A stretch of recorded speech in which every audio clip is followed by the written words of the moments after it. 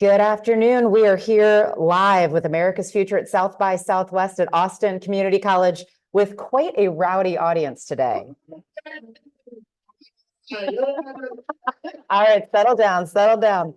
And I have three amazing women with me today.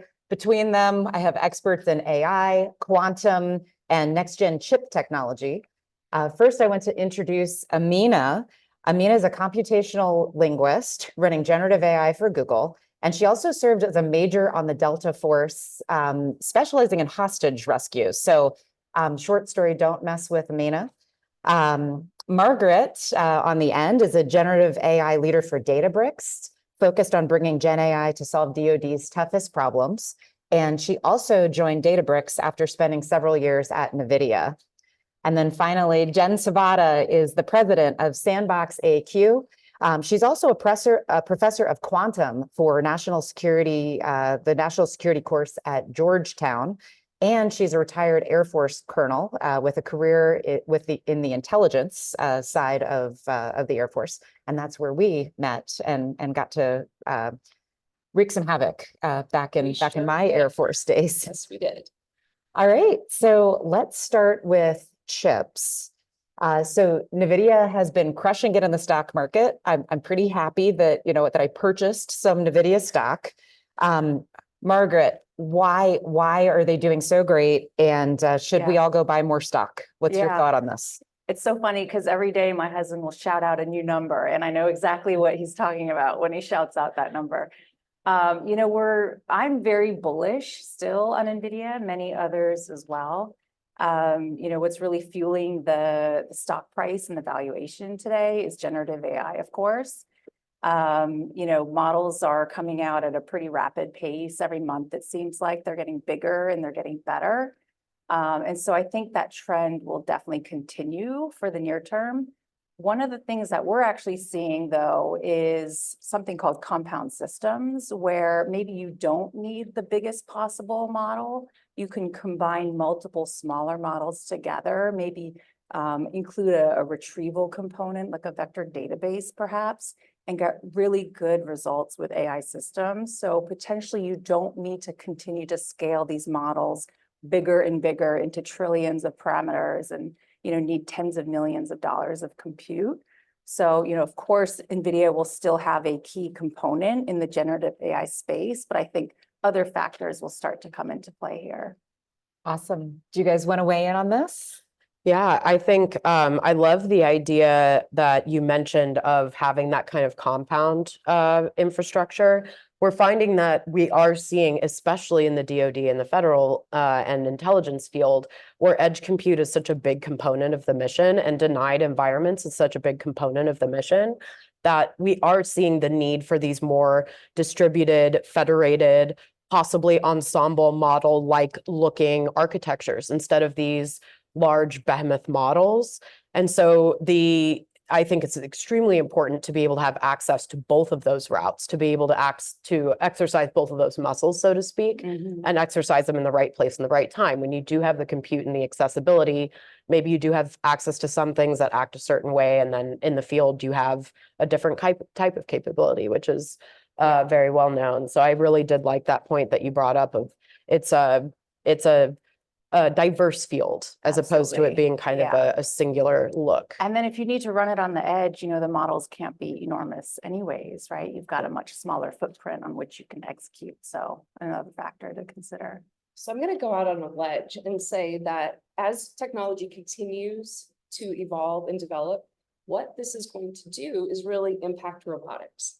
If we think of bringing these models together and then adding in computer vision and linguistics and edge compute that has this high capacity that we've been talking about and developing, that can impact really the robotics industry, whether it's for Department of Defense and unattended vehicles, or if it's actual like robotics that can go and do the icky jobs that nobody wants to do in the military. They don't want to climb into a pit and clean it out anymore. Maybe we can have somebody else do that.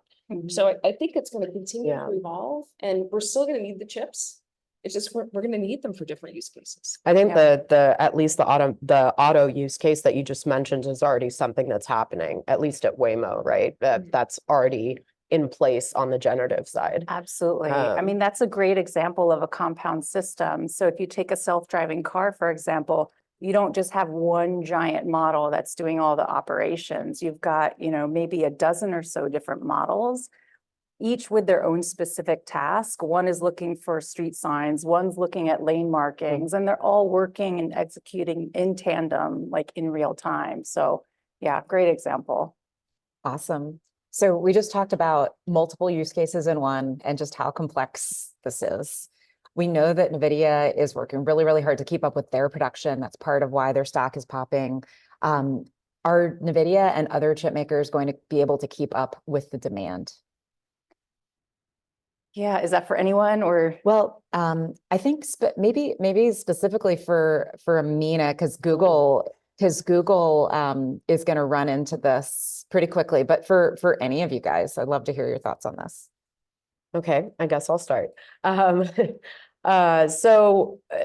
Google has been, if you look at the CTO level mission at Alphabet, you will see that the challenges that the CTO office is facing on that level are things like Moore's law and going faster than the speed of light, right? So these OKRs and things that they're working against are sometimes to us on the tactical level so abstract, but they've been working on that level for a really long time.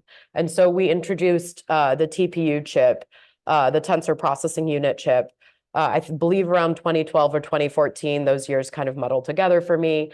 And those chips were specifically designed actually for internal Google use on our Borg systems, right? We were getting to such a high velocity of level of machine learning models that were specifically DNNs or deep neural networks of any kind, that we needed to build our own compute in order for us to operate and continue serving out free services that we give to the world. And so it's been a long track record of us working with TPUs.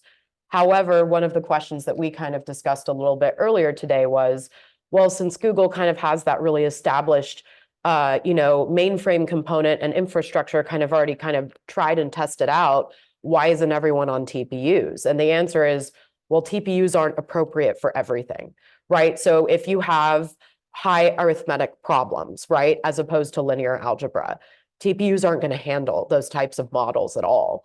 Right? If you have a high number of zeros in your data set that you're running through for training, tensor processing units are not optimized for those types of computations. And so that's where we see, again, going back to this recurring theme that I think is happening, which is this diversification of the ecosystem. When we see a certain organization reach a level of maturity where they understand that it is more of the component approach maybe than the singular, is we've got TPUs working in tandem with A100s and H100s because those chips can accommodate for some of those other types of computations that TPUs aren't maximized for. And in many cases, they're more versatile. Mm-hmm. So that's where I kind of, go with the chip concept and, where are things going and how is supply chain going to work? I really think it's going to come down to all of these large companies leaning on each other and the government in order to make these large types of computations that are inevitably going to happen for GPT-5, GPT-6, right? 3% of the world's compute is going to be needed to make GPT-6. That's not a joke, right? Yeah. That's a national alliance that we're looking at, And right? what percentage of the world's power? Yeah. Yeah. For sure. I mean, but just to expand on that point, I mean, we're definitely seeing more diversification and new chip startups coming out all the time. And what's interesting is Mosaic, the startup that Databricks bought, which is how I joined Databricks. We're kind of well known as benchmarking a lot of these new hardware accelerators. We've done TPUs. Of course, we run on NVIDIA. Cerebras recently came to us. There's Grok, of course. Intel is making their Gaudi 3s right now. So there's a lot, and it seems like a lot of these providers are all kind of coming to fruition at exactly the same time when generative AI is so popular. So it's definitely exciting. We're seeing a bit of easing in terms of supply constraints, which is nice. I think the big challenge is, yes, okay, maybe someone wants to run on Cerebras or Grok or what have you. where is it available in the major clouds, right? Like until it's readily accessible by folks, it's going to be really hard to get a hold of those things. So Jen, I wanted to ask you really quickly because we have a very pointed question that we want to surface. So feel free to like lump these two together. When as I've told you many times, a massive fangirl of quantum, and maybe, you know, that's the next decade of my work. I don't know. But how does quantum start playing into this? Because to the layperson in the technology field, to me, that's the inevitable next step that we turn to for high amounts of computation. But I don't know if that's just an uneducated guess on the quantum field on my part as an AI person, or if potentially there is a path, you know, there for kind of accelerating the level of compute that we can accomplish with these systems. So what we're seeing today is that there's already hybrid chips out there where they're building quantum processors with a classical, usually a GPU. And what they're trying to figure out is how do the compute capabilities work when they have to switch back and forth between classical computing and quantum computing. And one of the things that people don't often realize is that just like with TPUs, quantum computers aren't good at solving every problem that's out there. Right. They're actually good at biological and physical types of systems, but adding 1 and 1 to make 2 is going to be much better to do with the GPU. And so there's going to need to be an understanding and a give and take for, hey, no, quantum's not going to do everything. Yes, it's going to more than likely break the encryption that we have. And there's been some studies that have come out by some folks that are looking at this right now, and they think that they can probably do it with far fewer qubits than they thought originally. Just yesterday, I think it was like 1,700 logical qubits instead of almost 4,000 logical qubits. Yeah, and it's going to keep going down, probably. Keep going down, especially as error correction continues to get better, as we start to look at all of the different components that are out there, and they improve those as well. And one of the things that also people need to understand is that you always need a classical computer with a quantum computer, because once you measure what you're measuring in the quantum state, it actually loses its quantum state. And you need the classical computer to be able to read it. Like Schrodinger's cat. So it is. It is. It's actually because it loses its, superposition. And is the cat sleeping or is the cat awake? We don't talk about the cat being alive or dead anymore, but is the cat sleeping or is it awake? And that's when the classical computer actually takes that measurement and then turns it into ones and zeros that we can compute and understand. That's the first I've heard about a gentler Schrodinger analogy. So thank you for sharing that with me. I'll use that with my kids. Oh boy. So for some of our audience, quantum probably still sounds like this 50-pound brain thing. It's far away, it's expensive, it's really hard to invest in. I know your company has focused on now use cases. So can you take our audience through some things that are super applicable now and why quantum matters to them now? Yeah. So the first one is quantum sensing. There are quantum sensors that exist already, and there have been quantum sensors that have existed for a very long time. An MRI is a quantum sensor, a transistor, a quantum sensor, lasers, quantum sensors. So all of this biological, how the world works is all based on quantum. And if you can do things like alternative position navigation and timing, where you measure the magnetic field of the Earth, which is a physical system, you can actually use a quantum sensor to do that. So you don't need GPS. Or you need GPS for really high precision navigation, but when GPS is jammed or spoofed, you can use an alternative. You can also use this technology for things like magnetocardiography. So instead of using an EKG or an EEG, where it takes the electrical field of your heart, you can actually look at it with the magnetic field of your heart. And you use AI combined with quantum in order to subtract the signal from the noise. So you can actually see the magnetic field of the Earth rather than the magnetic field of the aircraft you're flying in. And then the other thing that's going on right now, which is sort of related to the chip conversation we had, is simulation. And simulation is sort of that next wave of things beyond generative AI, where we look at how can we simulate the physical world and the biological world, such as things like in the US military, Army Futures Command is trying to figure out how do they make their tanks to be half the weight of what they are today, but still maintain the same level of survivability, and maybe even more eco-friendly than they were. And we can now simulate that in using advanced GPUs and bringing it together at the quantum, like the molecular level, and see how they interact before we have to use it and test it in a laboratory. I love I wanted to just comment on the use case there. One of some of the use cases naturally with my background that I've encountered in my time working with the DoD and the intelligence community is online bots, which isn't new news, right? But being able to simulate a community or a persona or a movement online using AI is something that, like you said, a reflection of the natural world. And so that kind of leads me to the second point of like, I'm seeing a lot of overlays in your way of trying to make quantum more accessible between the biological systems that it can embody and math. Mhm. And I think that's a wonderful continuum that kind of threads those two together that maybe might make some of the more mathematical processes and the kind of more zeros and ones and ensemble model thinking that we kind of have to do that you mentioned with machine learning models and kind of turn that into more of an organic looking system, which, one could argue is the trajectory for AGI. So, yeah. It's more a neural network type of a. Yeah, because essentially, isn't that what we are trying to mimic with mimicking neural the brain. networks is mimicking the brain to the best of our ability to understand it. So yeah, I think there are a lot of really cool ties there that I didn't realize before we sat down and had this conversation. That's awesome. And I think in the DoD writ large, kind of the themes that I tend to hear are either people are a little bit intimidated by the big quantum computers that feel far away, or they're very, very keenly aware of the cyber effects. But most of the other things, like PNT, or for the non-DoD folks, the position, navigation, and timing, the alternative GPS navigation, it's a huge problem. And I love that Sandbox is diving into that and others as well. That's fantastic. So speaking of post-quantum encryption, I got to be a visiting professor in Professor Sovada's national security quantum class at Georgetown. And we were talking about kind of the effects on the DoD, but really on society writ large. What happens when we get to that point where we have enough logical qubits, error corrected, all of a sudden Shor's algorithm is cracked, there's no encryption, kind of existential threat to privacy, also a real problem if we're not the ones that did it. So staying ahead of that, we kind of understand the urgency. But I am curious, and that's well discussed in the DoD circles.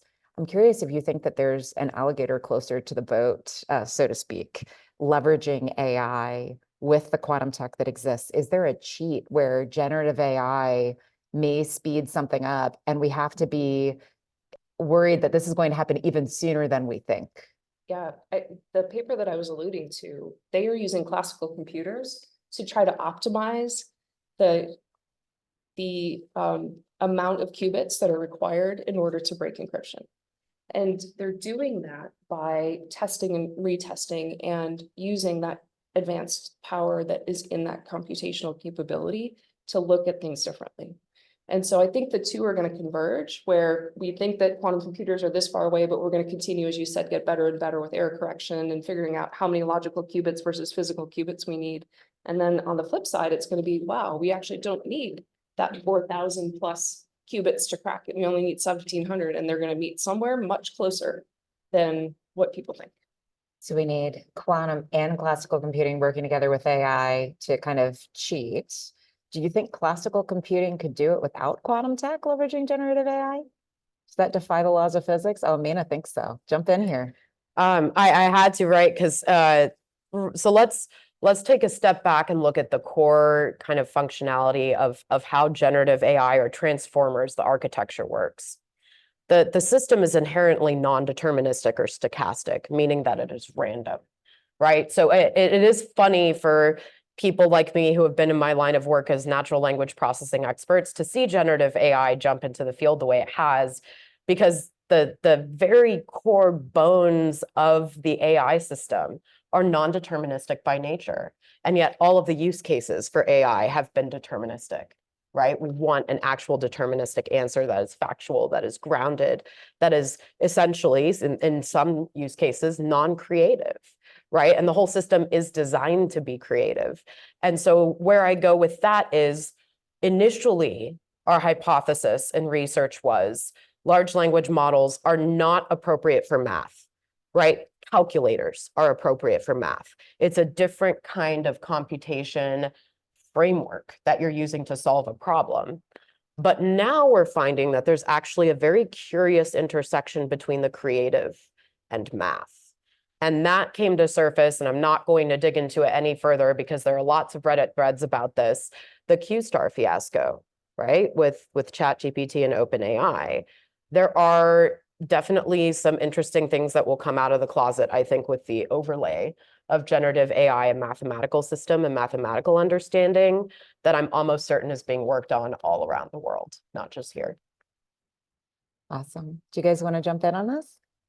Yeah, I mean, it's funny because a lot of people thought when Q-star first came out, it was like a distraction from like some of the craziness that was happening with OpenAI back in, what was that, November? It was Thanksgiving. It was smack in the middle of a holiday, right? Yes. But there's definitely something to it, right? And there's a lot of folks who have been doing research in that field. Jan LeCun, one of them, for many, many years. So I think that could potentially be the next thing that we see within AI systems, right? Among other trends that we're getting excited about when it comes to AI in general and generative. But yeah, any thoughts on the Q-star? I think you guys handled that one. Well, let's shift to AI a little bit, but I'm going to linger on the security aspect just for a moment. So what do you think, and maybe we'll go to Margaret first, but what do you think are the most important things to consider to ensure data security for generative AI and generative systems? I mean, security is a big one. I think it's probably, one of the biggest hurdles to DoD actually adopting and scaling widespread. Governments are very risk averse. And so, it's safe to assume that until these systems are trusted, traceable, explainable, that people aren't going to be comfortable really deploying at wide scale. And so I would say it's really, really important then to work with different AI providers who offer that kind of data security, data lineage, model management and monitoring in order to make people feel comfortable with deploying, certainly in combat theater, for example. And I think there's maybe also a role to play for some of these Pathfinder projects. There's a lot of opinions about some of the ones that we've seen in the past, good or bad. I mean, personally, I love them just for the sheer example of like what you could do with some of these systems, right? I think one of the more well-known AI use cases within the DoD today is targeting recognition, right?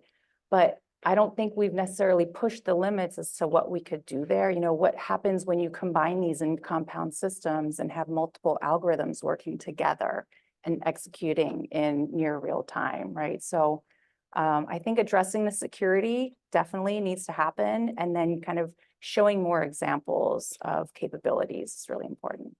I actually think that retrieval augmented generation is going to be something that the government starts to look at more and more, rather than just the large models that are out there for generative AI, because it allows them to know the data, where it's coming from, as well as bound it for what they're looking for, and then also maintain that provenance as the information is collated, and be able to go back to it and refer to it and see, is it actually real? Is it what they thought it was? And then query again. I totally agree. Yeah. And I think over time, those types of systems will start to build trust, and users will start to understand, when can I rely on this system and when can I not ask a question, right? And so being able to point back specifically to like where that answer was retrieved and people can go and see it for themselves will go a long way. Yeah, it's funny, for my class at Georgetown, I allow them for their midterm to use generative AI. And I don't know if that's allowed at Georgetown, but we're just going to say that it is. No, it is, but it wasn't last year. And one of the things that I have them do, they can't use more than 20% of their paper can be written by generative AI. The data has to be correct, and they have to show me the resources where it came from.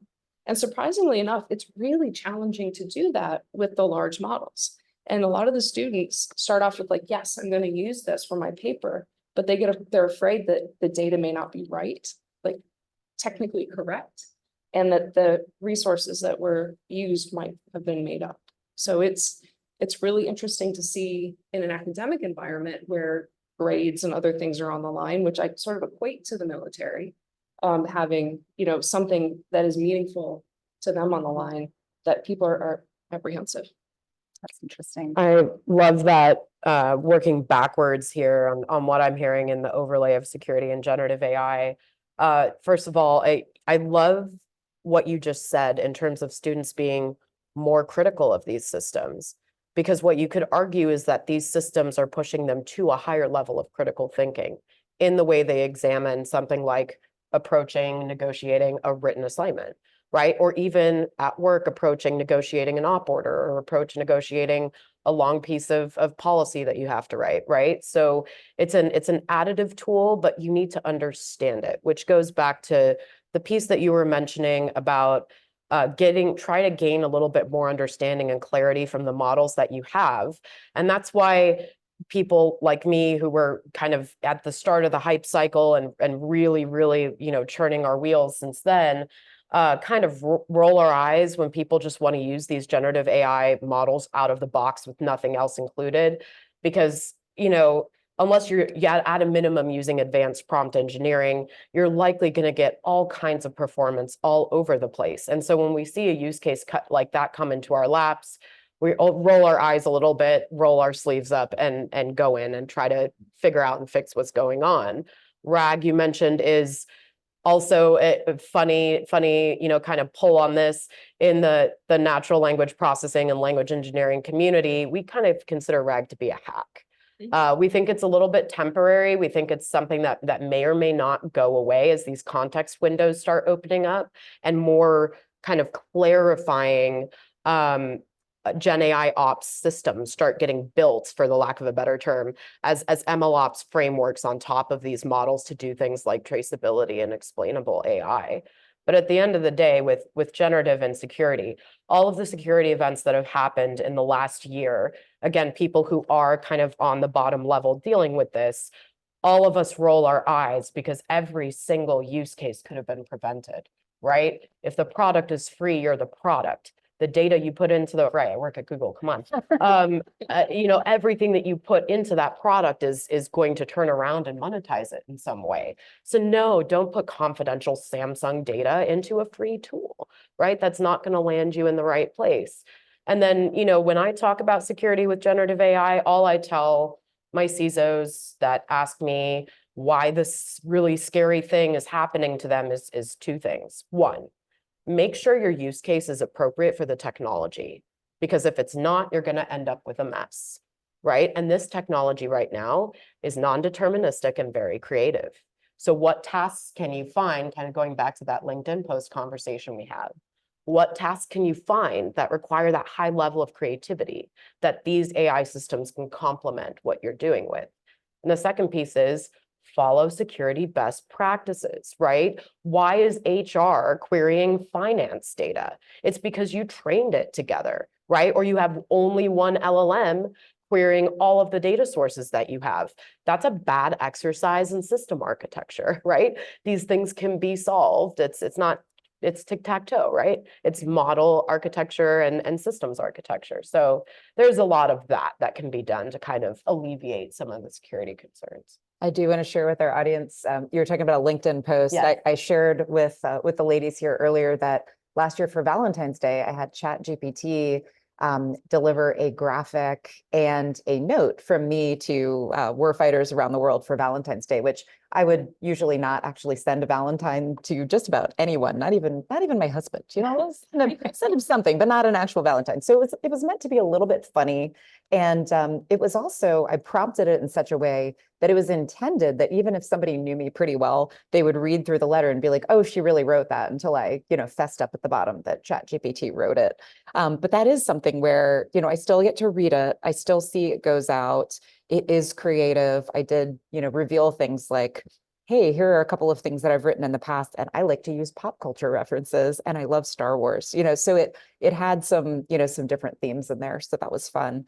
But I love that you flipped the common concern on critical thinking on its head, because I think where many people, and certainly where my default went, was how do we make sure that we continue to really especially teach our children critical thinking skills in a world where they can leverage generative AI more, where you can post pretty much anything that you want in any forum, where the fake technology. Deep fakes are getting better. News sources are getting tougher for some people to determine. And so I love that you turned that around to, okay, they're using this model and they're questioning the sourcing. And they almost got a masterclass in generative AI doing that, even though they're taking the, yeah. you know, the course on post-quantum. But I wanted to follow up and kind of go full circle to part of what Margaret said initially on this. So you said the government is very risk averse on this topic. And we just heard a couple of ways that you could really screw this up. So my question for all of you ladies is the government appropriately risk averse? Are they avoiding the right kinds of risk? Are they maybe not taking risk where they should? How do you feel about where we are in that whole risk calculus right now? And what should maybe the DoD and federal sector leaders that are listening to this, how should they process this? All right, well, I'll fall on that sword because it was my comment. So I'll start off. But I'd love to know what you ladies think about this. I mean, I think it is appropriate for governments to have a more risk-averse posture on things. I think where we've stumbled, and I say we collectively as a nation, is, you know, if you look at our planning and budgeting cycles, you know, they're decades long in some cases, and maybe a 30-year plan is appropriate for a major weapons platform, but maybe not appropriate for something like software and specifically AI, right? Like, we don't know what AI is even going to look like in 3 years' time. So, you know, I feel like having some level of flexibility in these large plans and budgeting cycles in order to accommodate for, you know, changes and allow people to be more agile within agencies is super necessary. And maybe that's already being done today. I feel like it's not, but, you know, maybe baby steps in that direction. And then I think, you know, absolutely generative can be useful within government agencies. It's just the smart application, right? It's just a tool at the end of the day. And where you apply that tool, you know, you really need to be thoughtful about that. You know, if you've got a hammer, you know, don't go looking for every single nail, like figure out like where it makes sense and how to kind of thoughtfully apply it would be, you know, my best answer to that. And having the right partner. Having the right Thinking partner. through the right things, Yep. doing the right assessment. Those are themes I'm Exactly. bringing back that I think you already hit on. What do you ladies think? I want to plus one to what Amina said about structure. And we have so much structure in the government in frameworks for how do we build systems, especially IT systems, from credentialing and cybersecurity and authorities to operate and all of these other things, that it seems as if we've forgotten that with generative AI. And now it's the wild, wild west again, when in reality, it's just another software system. So why aren't we thinking about it that way? Yeah, it's definitely a continuum. So I do appreciate you kind of stole my thunder, Margaret. Margaret said, you know, the government should be more risk averse. And I think in the chaos that we saw between the pandemic and now the generative piece kind of hitting us, is one consistent kind of establishment that we can hold on to is and has to be the government, right? And so the government has full right to kind of be that holding wall, while some other entities maybe go a little bit crazier than others. But what I will push back on, though, is that there aren't any corners of the military that do allow this kind of crazy experimentation to happen. In my time at JSOC, I owe it to all of the people who brought me in on projects and managed me. And I say managed, you know, very thankfully, because they had a lot to manage, and allowed me the freedom to go do what I needed to do. And here's the thing. You can manage risk by hiring good people. And that's the whole point, right, of having a chain of command, is to hire good people that can then kind of take that risk and distribute it. So if you have a technologist who understands this technology and knows where the risks lie and where they're most appropriately applied, that risk can be transferred down to people who can carry that burden for you and potentially go solve that problem for you. And I made mistakes, right? Everyone makes mistakes. And there were some, fires we had to put out as a result of my crazy machinations at 2 a.m. in the middle of Baghdad, right? But at the end of the day, they were all learning opportunities and they all led to something more. So that's where I think, on the risk averseness side, there is a way to kind of distribute this. We just need to give more power to those who are technically inclined within the organization and enterprise as a whole, give them that opportunity to take up that leadership token that we try to train into our soldiers and our intelligence community continuously. So I loved that framing of risk in general, because I do think, and I think this is partially what Margaret was getting at, was that the DoD is pretty good at doing the experiments, because that's actually where the most talented people, oftentimes, they want to try things, and they're often given room to run.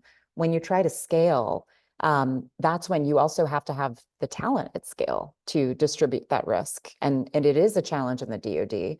And any organization that doesn't have that particular expertise for that thing, they do have to partner really well.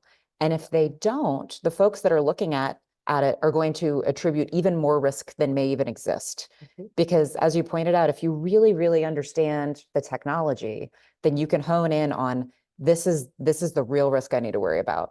The way that I configure this, or the way that I deploy this, or the way that I manage security on this. I'm just, making things up. But the more that it's kind of like being an investor. Some folks will say, "Ooh, that's a really risky investment." But if you see exactly where a company also can perform, and you have kind of outsized knowledge, you can mitigate your own risk and get returns. So I hope we find that balance in the DoD too. Did either of you want to add anything more to that? Yeah, I mean, I think that there's a lot of great experimentation happening in the labs across DoD.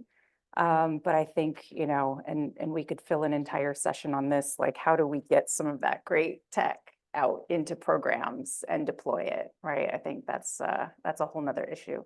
Yeah. But yeah, I would agree, Amina. So let me ask this, and Amina, you might have some good examples, but you all might as well too. But do you have any examples of the biggest mistakes and successes that you all have seen with the DoD implementing AI? And we won't name names, but a wise person learns from someone else's mistakes. So if we have leaders that are trying to avoid something funny or maybe ride a success, what are the best examples that you can think of?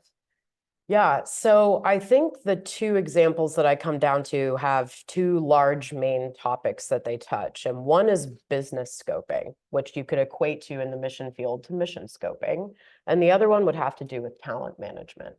So for the first one, let's just say hypothetically, I was in a situation where I was asked to use computer vision to do object detection on whammy data.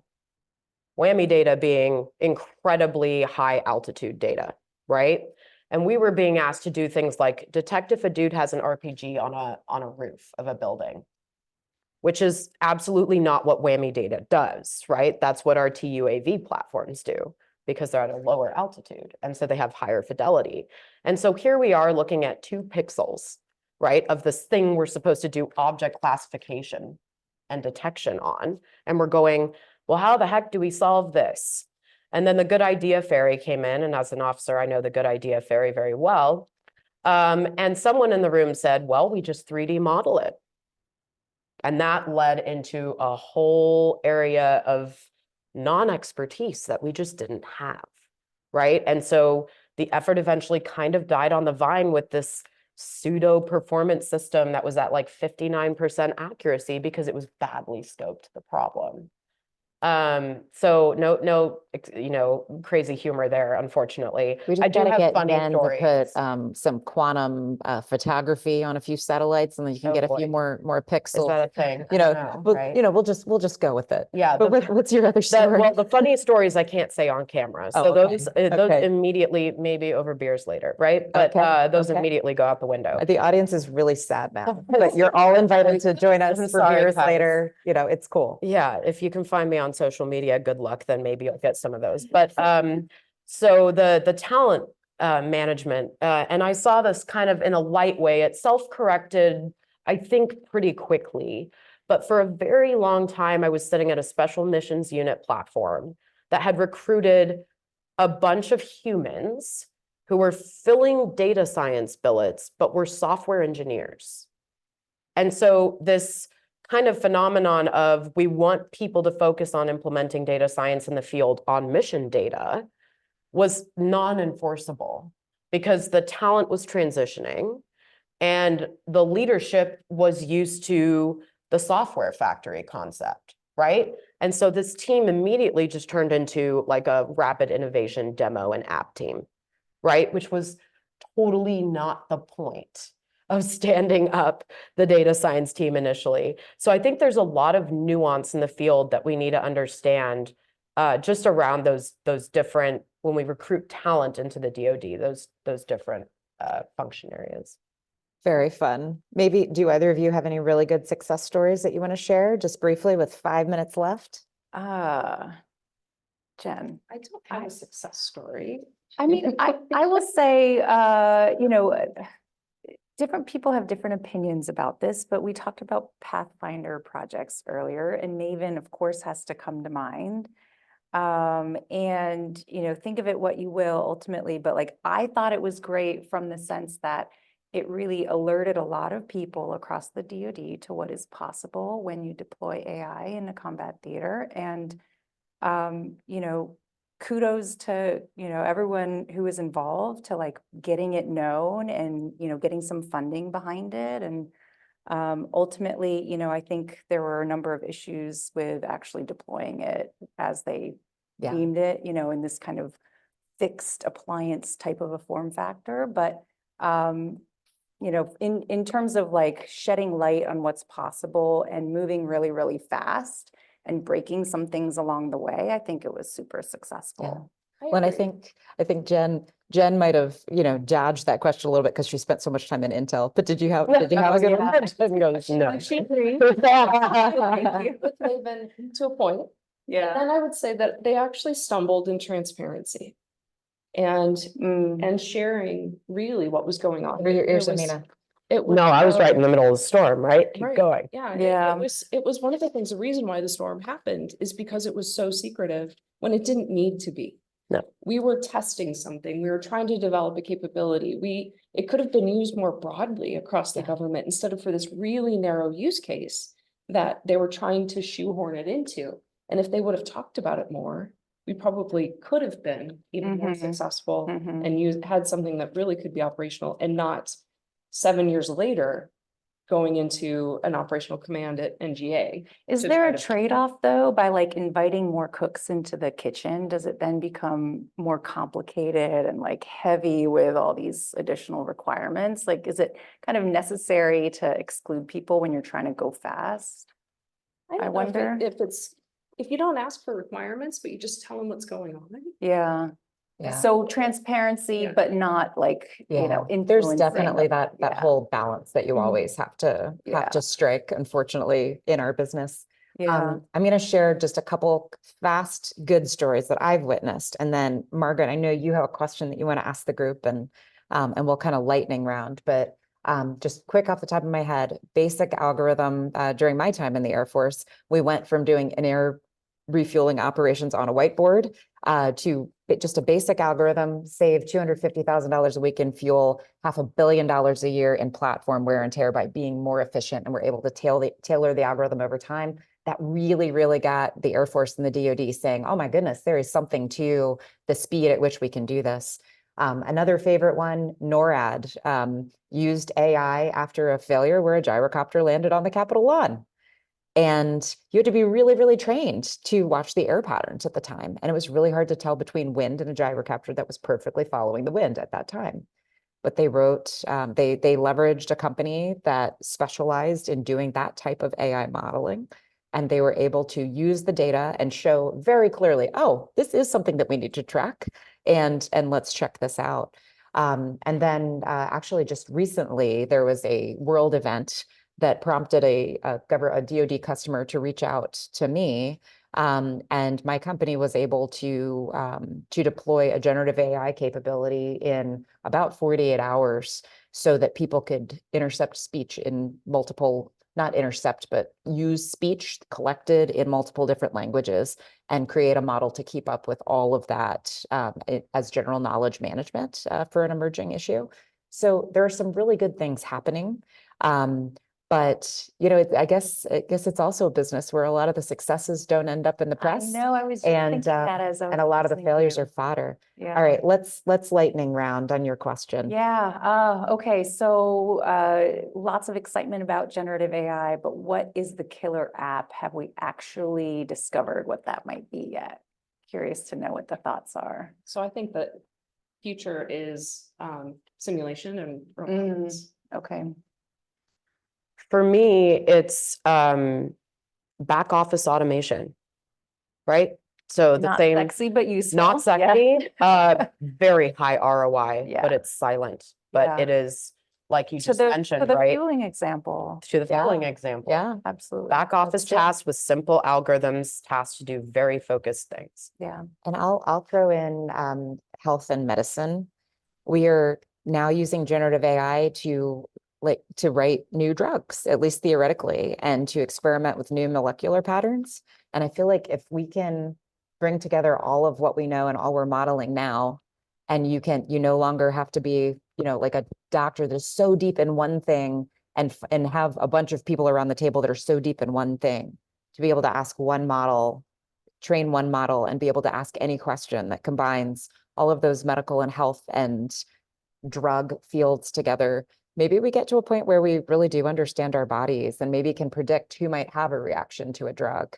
And, we're still discovering new organs, for crying out loud, just a few years ago. So it's amazing how much we don't know, and maybe generative AI can help us to kind of reach across industry. Yeah. So we are out of time, and I just want to thank all of you for joining me today for this panel.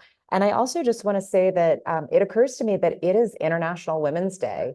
And my task for America's Future series was to bring together just really smart people that could talk emerging tech, and especially to hit quantum and AI. And I am realizing that it is fantastic that it is International Women's Day, and we happen to have 3 experts in that field who also really know the DoD. So it's been awesome spending this time together with you, ladies. Thanks a Thanks lot. for having Thank us. you. It's been great. It's fun. All right.